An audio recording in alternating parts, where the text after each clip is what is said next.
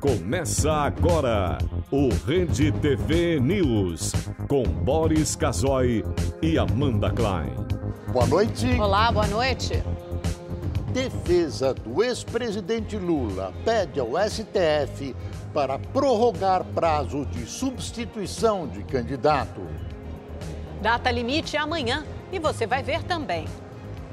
Candidato Jair Bolsonaro, do PSL, deve passar por uma nova cirurgia para reconstruir o trânsito intestinal. Boletim médico diz que ele se recupera bem, sem sinais de infecção, mas estado de saúde ainda é grave.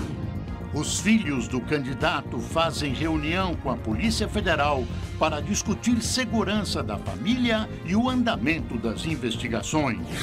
Sobe para 69 o número de policiais mortos do início do ano até agora no Rio de Janeiro. Furacão Florence ganha força e ameaça a costa leste dos Estados Unidos. As principais notícias do Brasil e do mundo, agora no Rede TV News.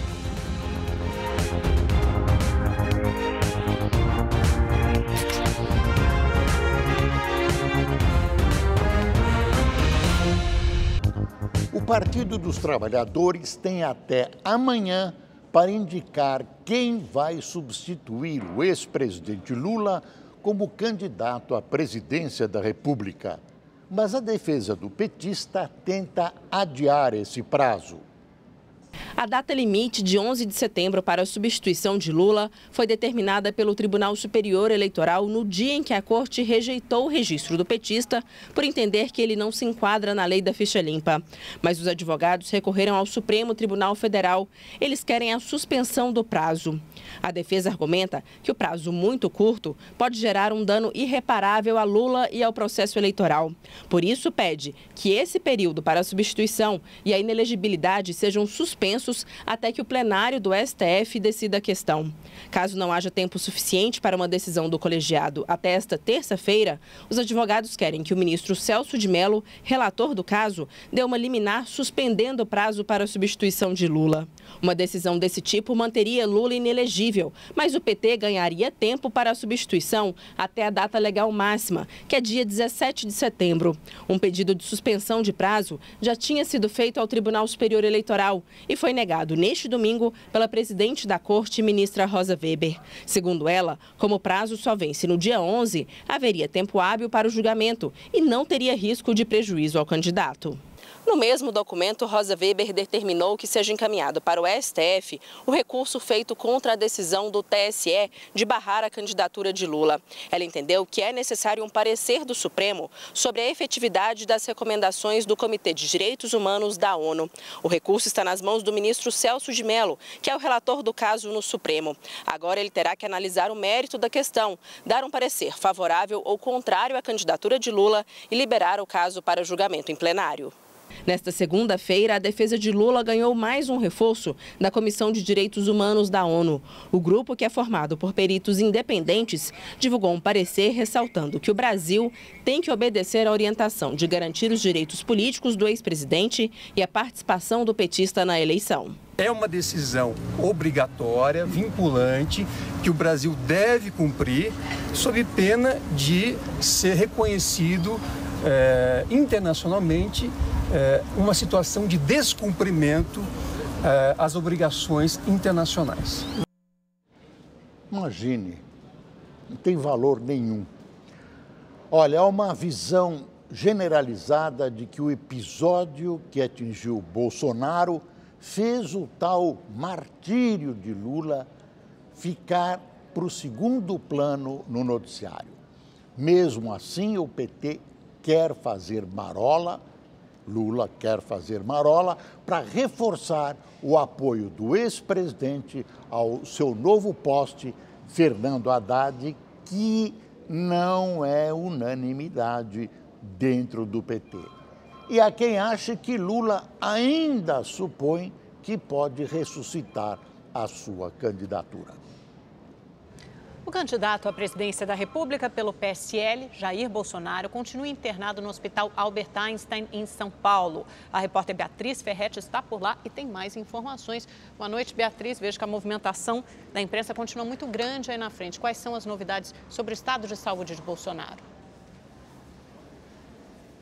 Continua mesmo, Amanda. Boa noite. Jair Bolsonaro continua internado na UTI aqui do Hospital Israelita Albert Einstein, sem previsão de alta. Um novo boletim médico divulgado agora há pouco, por volta das 7 horas da noite, informou que as condições clínicas de saúde de Bolsonaro permanecem estáveis. Hoje o candidato realizou fisioterapia, que incluiu caminhadas e exercícios respiratórios e, segundo os médicos, Bolsonaro conseguiu fazer todos os exercícios sem sentir dor. Ontem, o hospital chegou a divulgar que Bolsonaro apresentava uma anemia leve por causa de sangramentos. Só que essa condição não foi atualizada hoje. Mais cedo, um outro boletim médico passou mais detalhes sobre o estado de saúde dele. Quem esteve por aqui foi o repórter Giovanni César. Vamos ver na reportagem. Segundo os médicos, o estado de saúde de Bolsonaro ainda é considerado grave. Apesar da melhora dos últimos dias, ele continua internado na UTI. De acordo com o boletim, o candidato segue com sonda gástrica e com paralisia intestinal, algo considerado normal após grandes cirurgias e traumas na região do abdômen. Assim como ontem, a movimentação no intestino de Bolsonaro ainda é avaliada como incipiente. Bolsonaro continua sem receber alimentação oral, mas isso deve acontecer nos próximos dias. Os médicos disseram que o candidato deve passar por uma nova cirurgia de grande porte para a reconstrução do trânsito intestinal e a retirada da bolsa de colostomia. Mas a data desse procedimento ainda não foi divulgada.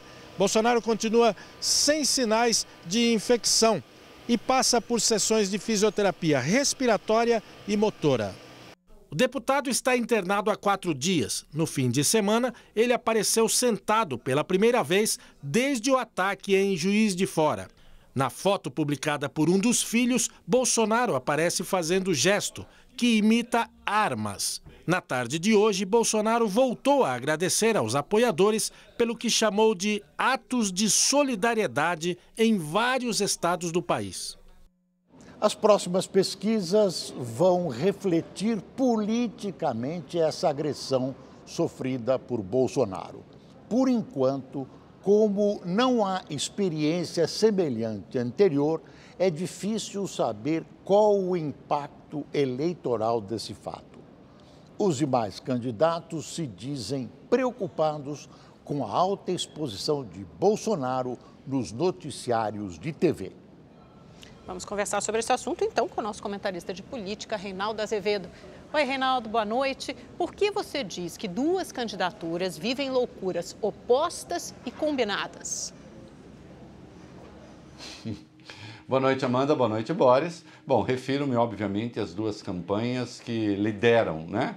A de Lula, que não será mais candidato do PT, mas de qualquer modo o PT tem aí uma exposição evidente e se o Lula tivesse sendo testado estaria na frente, e a de Bolsonaro, que era o segundo colocado. Bom, qual é a loucura do PT? A loucura do PT é resistir até a 1/10 hora, ainda agora, a um recurso que está com o Celso de Mello para tentar adiar o prazo, expira amanhã, para tentar ver se adia até o dia 17 a mudança de candidato, né? E usando para isso mais uma manifestação do Comitê de Direitos Humanos da ONU, que já está claro, não tem interferência nenhuma no Brasil, né? O Comitê de Direitos Humanos não vai mudar as decisões tomadas pelo Judiciário brasileiro. E o Lula não será candidato. Não obstante, fica essa conversa, né?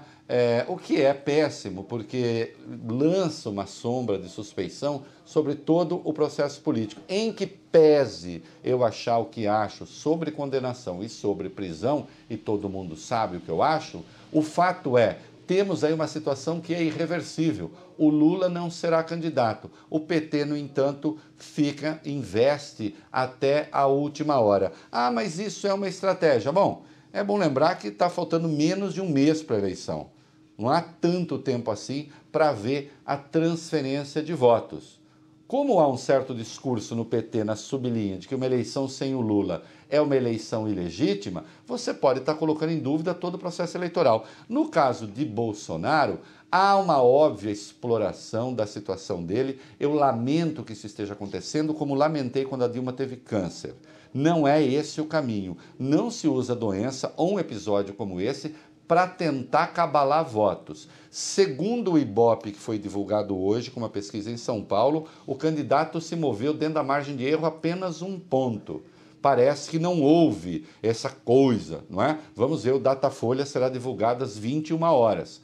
É preciso que os bolsonaristas se preparem para o fato de que pode não ter acontecido a grande virada que eles imaginavam que fosse acontecer, não é? Só que aí começa a história de que há uma conspiração para matar o deputado e de que isso que aconteceu foi fruto de uma conspiração. Tudo aponta que não. Vai o deputado Onyx Lorenzoni, que é um dos coordenadores da campanha, e diz: quem atacou o deputado muito provavelmente foi o Foro de São Paulo, que é aquela entidade que reúne partidos de esquerda. Não há a menor evidência de que isso tenha acontecido. Não é verdade. De onde o deputado tirou isso? Isso é fake news como qualquer outra. Não fica bem na boca de um coordenador de campanha.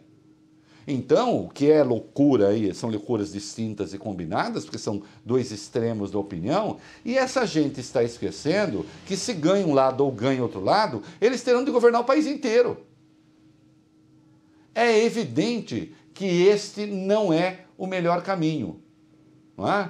Nós temos de ter candidatos à presidência da República que pensem no Brasil como um todo. Nós não teremos no Palácio do Planalto um chefe de facção. É isso aí. Hoje mais curtinho, porque agora tem horário eleitoral, tem que ser correndo assim. Beijos, tchau. Reinaldo, obrigado e até amanhã. A Polícia Federal revelou detalhes dos depoimentos de Adélio Bispo de Oliveira, que confessou ter esfaqueado Bolsonaro. A defesa dele vai tentar comprovar uma possível insanidade mental. Os advogados que defendem Adélio Bispo de Oliveira estiveram na Justiça Federal de Juiz de Fora durante a tarde. A defesa entrou com um pedido para que ele passe por exames, em uma tentativa de comprovar a insanidade mental do pedreiro de 40 anos. Ele tem um histórico pretérito de uso de medicação, de uso contra... Que medicação ele deve passar por exame? O que nós estamos a requerer é que o incidente de sanidade mental seja instaurado, um perito oficial seja designado pelo magistrado e nós, a defesa, não sei se assistência de acusação, mas nós, defesa também, iremos indicar um perito assistente. Os advogados foram notificados sobre a quebra do sigilo de dados do cliente. Fotos mostram como a polícia encontrou o quarto da pensão onde Adélio ficou hospedado por 2 semanas e meia. No local, foram apreendidos 4 celulares e um computador portátil, que vão ser periciados. Desde sábado, Adélio Bispo está em uma cela isolada na Penitenciária Federal de Segurança Máxima de Campo Grande. Antes de ser transferido, ele prestou um segundo depoimento à Polícia Federal de Juiz de Fora e contou que o ataque era uma ação suicida, pois tinha certeza de que seria fuzilado pela polícia após esfaquear Jair Bolsonaro. Ele voltou a afirmar que o atentado teve 2 motivações, uma religiosa e a outra política, já que é de esquerda e contrário aos ideais do que ele chamou de candidato de extrema-direita. A polícia também teve acesso a esta foto em que Adélio aparece momentos antes do ataque, já com a faca enrolada em um jornal embaixo do braço. Filhos de Jair Bolsonaro se reuniram com o diretor-geral da Polícia Federal e pediram segurança para toda a família. Flávio e Eduardo Bolsonaro conversaram por cerca de 30 minutos com o diretor-geral da Polícia Federal, Rogério Galoro. Eles queriam saber como estavam as investigações sobre o ataque sofrido por Jair Bolsonaro, candidato à presidência pelo PSL. A Polícia Federal está rastreando dados financeiros de Adélio Bispo Oliveira, que atacou o Bolsonaro com uma faca. Os investigadores querem identificar todas as possíveis conexões e motivações para o crime.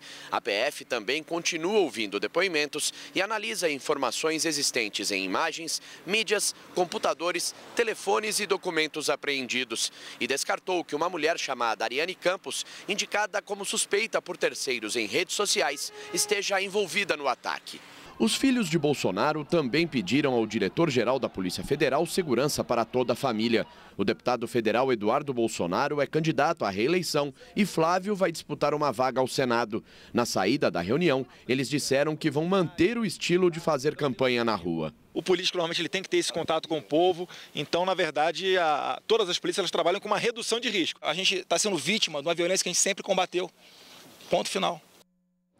O IBOP divulgou agora há pouco pesquisa de intenção de voto para o governo de São Paulo. Paulo Scaff e João Dória estão tecnicamente empatados. Scaff, do MDB, aparece na frente com 22%.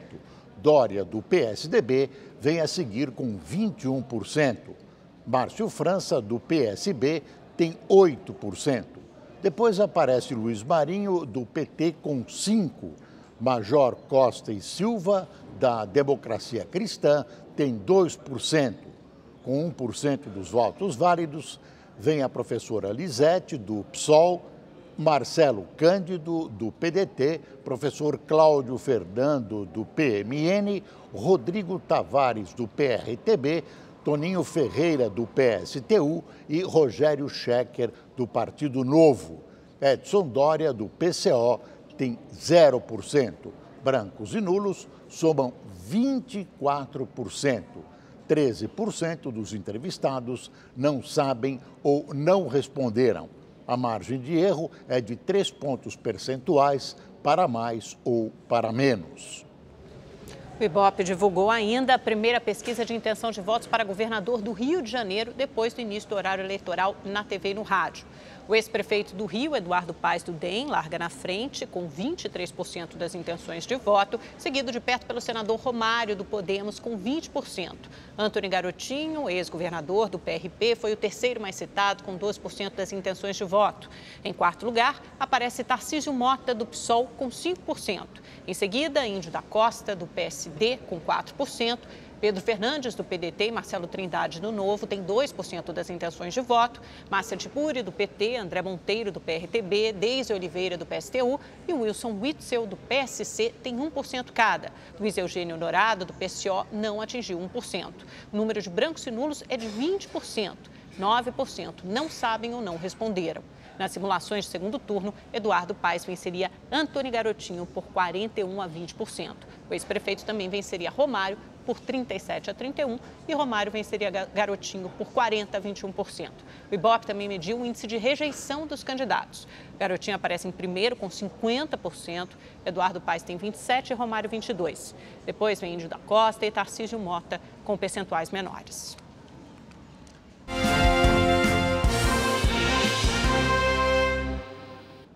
Veja agora como foi o dia dos candidatos à presidência da República em campanha eleitoral pelo Brasil.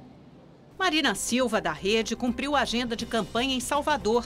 A candidata falou em manter políticas públicas, como o Bolsa Família, e que vai investir na construção civil para garantir moradia digna e geração de emprego.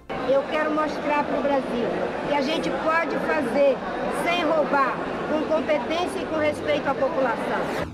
Ciro Gomes, do PDT, fez caminhada em Mauá, na Grande São Paulo, ao lado de correligionários e eleitores. O candidato falou sobre proposta para socorrer estados endividados e também disse que vai aumentar a repartição de receitas com municípios. É preciso que a gente reestruture o sistema tributário e a repartição de receitas, e isso eu pretendo fazer introduzindo uma tributação mais progressiva sobre heranças, lucros e dividendos e talvez transações financeiras acima de R$5.000. Geraldo Alckmin, do PSDB, participou de encontro com representantes de um movimento de ação política em São Paulo. Entre alguns assuntos, o candidato disse que o povo quer um governo que resolva problemas e não um presidente que seja mais um problema. O tucano também falou em crescimento da economia brasileira em 2019 para acabar com a falta de credibilidade do governo federal. Apertar o cinto do governo para não apertar o cinto do povo. Álvaro Dias, do Podemos, participou de caminhada no calçadão da esplanada do Teatro Pedro II, em Ribeirão Preto, no interior paulista. Depois do corpo a corpo com eleitores, o candidato ainda deu uma coletiva de imprensa na Associação Comercial e fez uma palestra para empresários da região. Vamos ver agora como foi a agenda dos outros candidatos à presidência da República. Henrique Meirelles, do MDB, fez campanha na zona sul de São Paulo. O candidato caminhou pelas ruas do distrito de Parelheiros e teve encontro com lideranças do movimento de regularização fundiária. Guilherme Boulos, do PSOL, passou o dia em São Paulo, onde apresentou o Café com Bolos e gravou programas para o horário eleitoral. O candidato falou de propostas e o que representa a campanha do partido. Vera Lúcia, do PSTU, concedeu entrevista pela manhã para uma rádio de Campinas, no interior de São Paulo. A candidata também visitou o Sindicato dos Trabalhadores Químicos de Vinhedo e participou de discussão sobre reforma trabalhista e terceirização.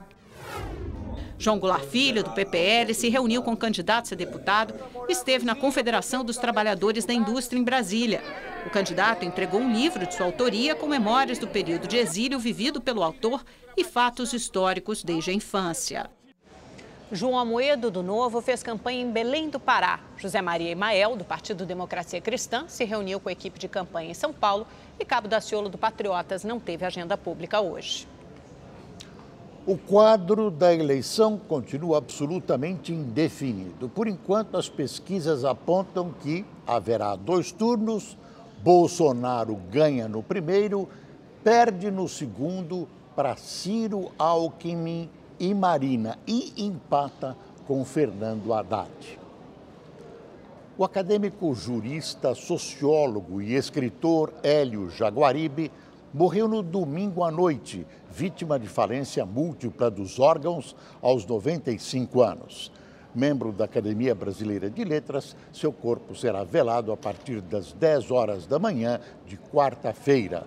O velório será na Sala dos Poetas Românticos, no Petit Trianon, nome dado ao palacete que a França doou ao Brasil para abrigar a ABL. O acadêmico deixa viúva e 5 filhos. Subiu para 69 o número de policiais militares assassinados no Rio de Janeiro só neste ano. No fim de semana, foram mais 2 casos. Um deles foi registrado por câmeras de segurança. As imagens mostram quando um carro se aproxima de uma pizzaria em Marechal Hermes, zona norte do Rio, na tarde de domingo. 2 criminosos armados descem e atiram. Em seguida, os bandidos fogem. É possível ver um homem no chão. É um policial militar. Mesmo baleado, ele dispara contra o carro dos criminosos. Muito tiro, muito tiro. Aí a gente aqui ficou desesperado porque meu sobrinho trabalha ali, mas a gente não viu nada. O soldado Leonardo Silveira, de 33 anos, foi socorrido, mas não resistiu. Um funcionário da pizzaria também ficou ferido, passou por cirurgia e permanece internado. Segundo os moradores aqui da região, a pizzaria pertencia ao policial militar. Ele havia acabado de abrir o estabelecimento quando os criminosos chegaram e anunciaram um assalto. Ele teria reagido. Ele estava tentando ali de alguma forma trazer uma subsistência para a família dele, dar uma qualidade de vida para a família dele, mas infelizmente teve a sua vida ceifada, porque os marginais têm garantia de que vão ficar impunes. A esposa fez o reconhecimento do corpo no Instituto Médico Legal logo pela manhã. Em Duque de Caxias, na Baixada Fluminense, um outro PM também foi assassinado. O cabo Alexandro Ribeiro de Lima, de 33 anos, morreu durante um confronto com criminosos nesta madrugada. A polícia prendeu uma mulher suspeita de matar a PM ou de mandar matar a PM Juliane dos Santos. Eliane Figueiredo, conhecida como Neguinha, é apontada como chefe do tráfico de drogas em Paraisópolis, na zona sul de São Paulo. Ela chegou a prestar depoimento, mas foi liberada por falta de provas. De acordo com a polícia, Neguinha seria uma das responsáveis por torturar e assassinar Juliane no início do mês passado. A PM desapareceu depois de ir a um bar na comunidade e foi encontrada morta 4 dias depois, com um tiro na cabeça. A Polícia Militar encontrou 2 corpos em um terreno baldio no bairro do Jaraguá, zona norte de São Paulo. Segundo a PM, as vítimas são uma mulher, aparentemente de 47 anos, e um jovem. A mãe de um adolescente desaparecido há cerca de 20 dias na região foi chamada para ajudar na identificação do corpo. O corpo do cantor Mr. Catra já está no Rio de Janeiro. Agora à noite haverá velório aberto ao público e o enterro será amanhã. O corpo também foi velado em São Paulo apenas por familiares. Mr. Catra morreu ontem, aos 49 anos, vítima de um câncer no estômago. Com a maquiagem borrada, depois que chapou na balada. Wagner Domingues Costa, o Mr. Catra, tinha uma risada inconfundível.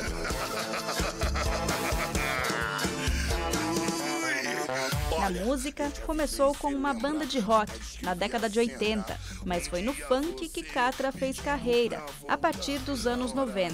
E agora, Bebeca chora. Catra tinha 49 anos. Morreu ontem por falência múltipla de órgãos, decorrente de um câncer de estômago. Ele estava internado no Hospital do Coração, em São Paulo. Nessa foto, publicada nas redes sociais no mês passado, ele aparece deitado em uma cama de hospital, rodeado pela família. Ele deixa 3 esposas e 32 filhos. Estou muito triste, família toda abalada. É muito difícil, nunca pensei que fosse passar por isso. É uma dor que não consigo nem explicar. Cara bom, só fez o bem, entendeu? Ajudou. Sempre foi de ajudar, sabe qual é? Muito triste. Catra descobriu o câncer no ano passado. Teve que parar de beber e fumar para fazer sessões de quimioterapia.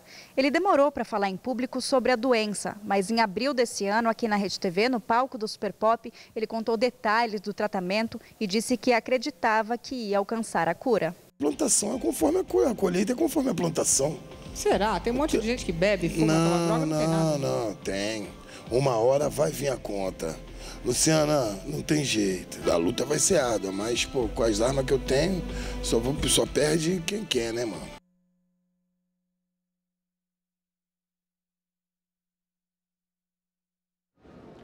O golpe de extorsão, que tem se tornado comum no país, faz mais uma vítima. Uma estilista brasileira está sendo acusada de plagiar uma marca internacional depois de comprar peças aqui no Brasil que teriam sido oferecidas inicialmente como exclusivas. Acompanhe. Silvia Urso estava com tudo pronto para lançar uma coleção inspirada em uma tribo indígena brasileira em um evento de moda internacional. A estilista conta que a organização do evento pediu para que ela acrescentasse mais peças ao desfile, porque eles dariam mais tempo para a apresentação. Silvia tinha apenas 10 dias para resolver tudo e acabou recorrendo a um anúncio na internet que prometia entrega rápida e com preços acessíveis. Falei, olha, essas 5 peças que você precisa desenvolver a estampa, eu preciso que seja baseada nesse tema. Tá? Principalmente nas pinturas corporais indígenas. Em 3 dias, ela já tinha nas mãos não só a estampa, mas também as peças prontas. E ele fala, antes de abrir os modelos, assim, abrindo, ele fala assim, eu tenho certeza que esses 5 modelos você nunca viu aqui no Brasil. E realmente, quando ele abriu os maiôs, os bores, realmente, eu nunca usaria. Me chamou a atenção que nunca tinha visto aqui no Brasil e pensei, mas para um desfile que é conceito, acho que vai ser perfeito. Só coloquei essas 5 estampas, na verdade 5 peças, que é a mesma estampa, que nem 5 estampas ele desenvolveu, né? Eu coloquei para dar mais tempo de desfile. Silvia alega que pagou pela exclusividade da estampa e das peças e que isso está no contrato entregue e assinado pelo fornecedor. O desfile aconteceu no mês de julho. Dias depois, um suposto cliente entrou em contato com a estilista querendo fazer um pedido. Ela recebeu o homem no apartamento dela em Miami e mostrou toda a coleção. Nesse momento, ele vira, pega a peça e começa a falar, isso aqui é meu. Isso aqui se chama dacique, não é um desenho indígena. Eu sem entender nada do que estava acontecendo, porque supostamente eu estava recebendo o senhor Clemente, comprador francês. E aí ele diz, você me copiou. Essas peças que você desfilou, essas 5 peças, né? Que nós estamos falando de 18 peças. Essas 5 peças que você desfilou, elas são minhas. O suposto cliente seria John Adeli, um representante da marca americana de moda africana Bifine. Silvia diz que ele pediu para que ela pagasse tudo o que tinha sido postado nas redes sociais com as peças que ele teria criado. Eu não sabia que quando ele foi ao meu encontro em Miami, ele gravou nossa conversa, tudo, e ele gravou bem meu filho.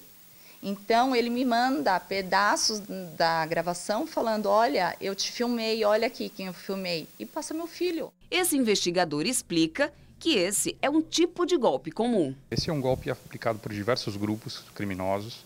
É um crime chamado scam, internacionalmente reconhecido como scam, onde ele aproveita o interesse da vítima por determinado produto e ele começa a oferecer esse produto no melhor preço, no melhor tempo, da melhor forma possível. Isso atrai o interesse da vítima. No caso específico, nós temos um golpe que foi aplicado inicialmente para pegar uma parte do dinheiro, mas só para conhecer a vítima e para conseguir entender onde ela iria usar o produto. E depois uma outra parte do golpe onde foi associado um outro indivíduo internacional, nós estamos falando já nos Estados Unidos, onde ele participa do golpe visitando o evento e se passando por determinada pessoa. O número de telefone que aparece no anúncio não existe mais. Não foi possível completar a sua ligação. Por favor, verifique o número e ligue novamente. Tentamos várias vezes entrar em contato com o fornecedor que vendeu as peças para a Silvia aqui no Brasil, mas o número que estava no anúncio agora dá como se fosse inexistente. Também entramos em contato com a marca americana Bifine e eles prometeram nos enviar uma resposta, mas até o final dessa edição eles ainda não tinham nos respondido. Enquanto isso, aqui no Brasil, Silvia Wilson registrou um boletim de ocorrência contra o fornecedor que vendeu as peças a ela. Nos Estados Unidos, ela disse que contratou uma advogada para entrar em contato com a marca americana e confessa que se arrepende de ter comprado algumas peças prontas para o desfile. Realmente, eu nunca deveria ter feito isso. E eu, por querer atender o Swim Fashion Week em agregar mais modelos, eu me dei mal. Agora as notícias do esporte e do Campeonato Brasileiro. A rodada do Brasileirão deu o que falar. Legal, amigos do RTV News, essa rodada no Campeonato Brasileiro literalmente deu o que falar. Teve técnico quase agredido no vestiário, declaração polêmica contra os cartolas do futebol brasileiro e no clássico Palmeiras e Corinthians, muita confusão. Logo no começo do jogo, o Lucas Lima queria esse pênalti aí. Foi pênalti. Foi não. Acho que pênalti pra nós. Pra mim foi pênalti, mas também não fez nem falta, né? 1 a 0 já bastou. E também já é freguesia sempre, né, dentro de casa. Ah, o Felipão também foi expulso. Os alviverdes ficaram uma arara. O Corinthians tinha que prejudicar o Palmeiras de alguma forma, né? Quem criou mais confusão foi o Daverson do Palmeiras. Primeiro ele dividiu com o Cássio quando o jogo já tava parado, meu. Respeita o Cássio. Pra mim aquilo lá tudo foi cena pra ganhar, porque tava dentro de casa. Molecão ainda, novão, né? Tem muito que aprender ainda. Depois, ao ser substituído, ele deu uma piscada pro banco de reservas do Corinthians. Foi xingado pelo Roger e chamou o corintiano pra briga. Quer piscar, pisca, mas depois toma um pau no meio da rua, não sabe por quê. Piscadinha de alegria, velho. Quando é na Argentina, eu vejo um monte de gente... mas tá vendo aí o espírito argentino, o espírito uruguaio, né? Quando é o brasileiro que vocês têm que fazer isso aí. O Felipe Melo, ele é muito folgado, isso sim. Já o São Paulo ganhou do Bahia por 1 a 0 e no final do jogo teve confusão. É que os visitantes reclamaram que o juiz deu 30 segundos a menos de acréscimo, é mole? Não vai sair gol com 30 segundos, só se for uma sorte de verdade, né? No Grenal, o Inter venceu por 1 a 0. No final do jogo, o Renato Gaúcho do Grêmio tentou ir até o vestiário do adversário para cumprimentar a galera e quase foi agredido. Olha que confusão. O Renato Gaúcho é polêmico, sempre foi, né? Coisa de nada, nego. O Cruzeiro só empatou em 0 a 0 com o Sport porque o árbitro anulou este gol do Barcos, alegando impedimento. No final da partida, ele viu que tinha errado e pediu desculpas ao técnico do time mineiro. Brincadeira? Eu acho que isso daí é uma palhaçada. É a mesma coisa de, sei lá, né, mano? Você deu uma cacetada no cara, depois que tu bateu, pô, desculpa aí, cara, pô, bati na pessoa errada. No clássico carioca, o Fluminense só venceu por 1 a 0 porque no finalzinho do jogo, Lindoso perdeu esse pênalti pro Botafogo. O América Mineiro só empatou em 0 a 0 com o Ceará, mas o que chamou a atenção foi a declaração do técnico Adilson Batista do time mineiro, que soltou o verbo contra a cartolagem do futebol brasileiro. É político, é o reflexo do que nós estamos vendo aí. Não tem ladrão nos países. Tá igual os políticos, perdendo o respeito. E para encerrar a reportagem, uma imagem linda que só o futebol proporciona. A mãe desse garotinho cego levou o filho no jogo Palmeiras e Corinthians e narrou para ele as jogadas. Foi comovente.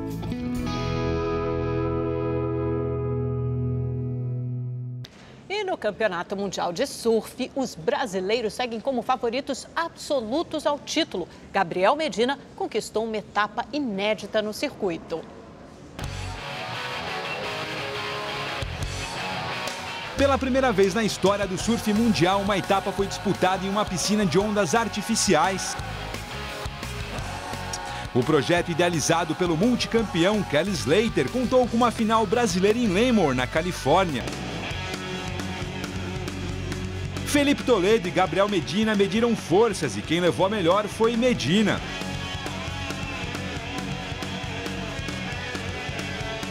Com mais esse título, o Brasil conta com 7 vitórias em 8 etapas disputadas. Isso que é o verdadeiro Brazilian Storm. Agora as notícias internacionais. As eleições na Suécia. Nenhum partido conseguiu um número suficiente de votos no parlamento para formar um governo. O Partido Social Democrata do atual primeiro-ministro sueco Stefan Löfven teve o pior resultado desde 1911, ficando com pouco mais de 28% dos votos. E a legenda que domina a cena política no país há 100 anos conseguiu 25%. Já a extrema-direita surpreendeu e ficou com quase 20% dos votos, ganhando força no parlamento. Agora, os políticos terão que negociar uma coalizão que agrade a todos esses partidos. O premier do país disse que todos têm a responsabilidade moral de formar uma aliança entre os blocos. O pleito foi marcado por discursos sobre a atual crise migratória na Europa. Em 2015, a Suécia registrou 160 mil pedidos de asilo. O acolhimento de refugiados quebrou o clima de tranquilidade do governo e da sociedade suecas. Com esse avanço da direita, vai ficar muito trabalhoso formar um novo governo no país. Em Paris, um ataque neste domingo feriu 7 pessoas. 2 estão em estado grave. A violência aconteceu em Bassin de la Villette, um bairro turístico. O homem, que ainda não teve a identidade divulgada, usou uma faca de cozinha e uma barra de ferro para agredir vários pedestres que estavam na frente deste cinema. Ele já foi preso. O caso é tratado como tentativa de homicídio. Os investigadores informaram que o acusado tem problemas psicológicos. Segundo a imprensa francesa, ele é de origem afegã. Ainda na França, um homem de 31 anos foi preso no aeroporto de Lyon, a 3ª maior cidade do país. Ele invadiu a pista do terminal dirigindo um carro. Este vídeo mostra a perseguição. A polícia informou que ele não tem antecedentes criminais e sofre de transtornos psicológicos. Ainda não foi divulgado o motivo da ação. O tráfego aéreo chegou a ser interrompido e pelo menos 50 voos foram cancelados. As operações já voltaram ao normal. Na capital norte-coreana, milhares de estudantes participaram do desfile de tochas para marcar o 70º aniversário do país. O evento aconteceu na praça que leva o nome do fundador da Coreia do Norte, Kim Il-sung. Na apresentação, vários slogans coreanos foram formados com a ajuda do fogo. A Coreia do Norte continua sendo um país comunista, uma das mais cruéis e fechadas ditaduras do mundo. Não tem nenhuma liberdade naquele país. De volta aqui ao Brasil, quase 100 detentos fugiram de uma penitenciária de segurança máxima em João Pessoa na madrugada desta segunda-feira. Segundo a Polícia Militar da Paraíba, cerca de 20 homens chegaram de carro ao presídio e dispararam contra guaritas da PM que ficam próximas à unidade. Os criminosos usaram até explosivos para invadir a penitenciária. 92 presos foram resgatados pelo grupo. Durante a fuga, um policial foi baleado na cabeça e morreu. Até o fim da tarde, a Secretaria de Administração Penitenciária havia recapturado 50 detentos. Aos 96 anos, a atriz e cantora Bibi Ferreira anunciou a aposentadoria dos palcos.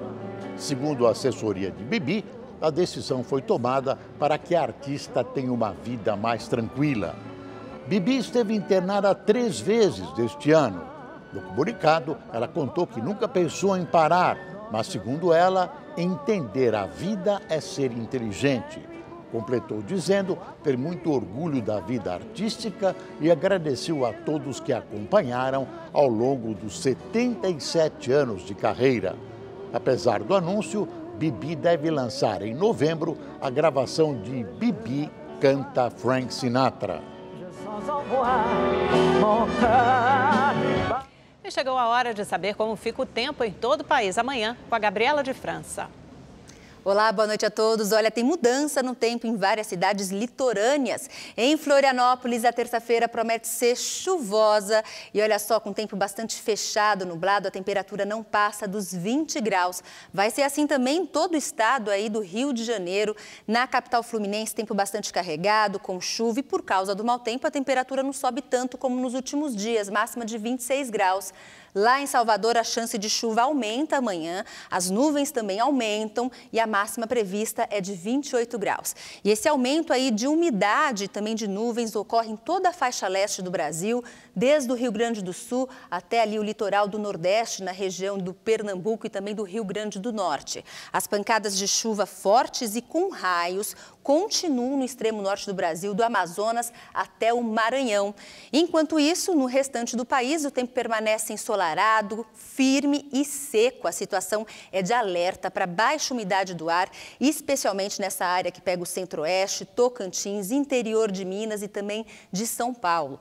Por causa desse clima aí quente e seco, o número de queimadas só aumenta. Olha só, já foram mais de 68 mil focos de incêndio só este ano. O fogo tem consumido a vegetação do Cerrado, da Amazônia. Além de ser uma ameaça para o meio ambiente, também provoca aí diversas doenças respiratórias por conta das partículas, né, que viajam pela atmosfera. A gente vai ver uma imagem feita por um satélite da NASA que mostra a fumaça saindo aqui do Brasil, indo parar lá na Cordilheira dos Andes. Mas, gente, atenção, viu? Porque não é só culpa do clima, não. Boa parte dessas queimadas tem origem criminosa. Se você flagrar algo, não tenha dúvidas, utilize a linha verde do IBAMA para fazer a sua denúncia.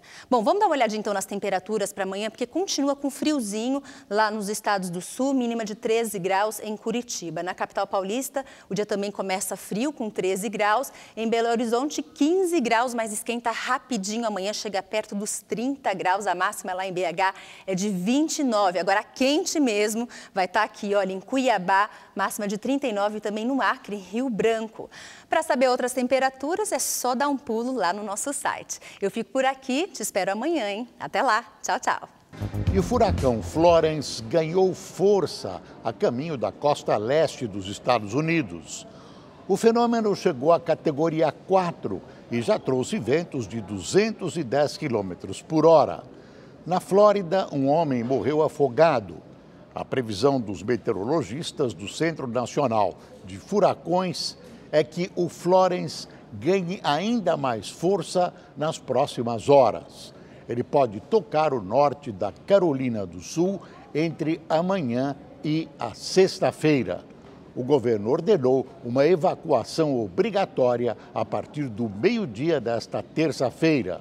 E 1 milhão de pessoas devem deixar o estado da Carolina do Norte e Virgínia, que já declararam estado de emergência. O Rede TV News termina por aqui. Uma ótima noite para você. Boa noite.